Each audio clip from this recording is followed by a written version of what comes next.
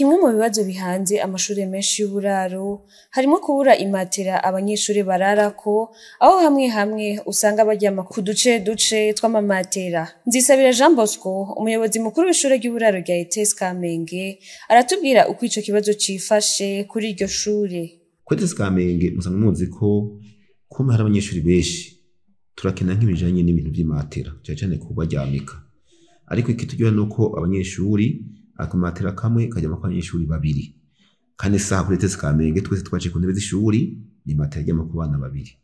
Iki kiduhimbaza nga kuri ETS Kamenge ni urubanza duka gukora twakoze mu mwaka uheze wa 2023, aho twe twakoze umunsi mukuru wa yubile ishuri yari kwije imyaka 75 ribayeho.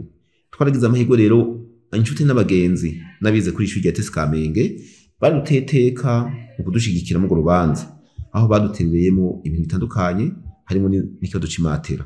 Twaje kuronka imatera zishika 310 muca mu bako twaje duhiganwa amahirwe yo kuryamika abanyeshure 320. Ibyo rero byaduhimbaje cyane, byaruteye inguvu kuko kare na kare ubwo turaba twarabona yuko ikibazo c'imatera ikibazo c'inkora mutima. Ariko naganda baremeshe yuko gushikiza isaha mu banyeshure baranga kuri ETS Kamenge ni 2170. Abanyeshure bose nta numwe arara hasi, bose baryama ku matera. Mugabo cembe bakomice itandukanye. Harabusanga ariho tufise imatera nziza zigikomeye zikirishasha, n'izindi ziri hagati na hagati, n'izindi uvuguti izi matera zisa nuko zosubizwa n'izindi. Uwo muyobozi akabandanya asaba leta nabo bose bogira ico bafasha kugira haboneke imatera zikwiye n'akarengo umwana suwumwe. Dacace duhereye ku bushikiranganji bw'indero aribwo bujejwe amashuri kugira ngo ikibazo c'imatera bagifate nk'ama minwe.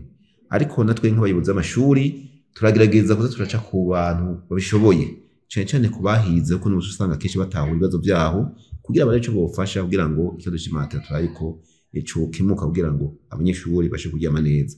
Mwomenya ko abanyeshure barara mu ndaro hari aho basabwa kugenda bitwariye imatera kugira baronke ico bashobora kuryamako.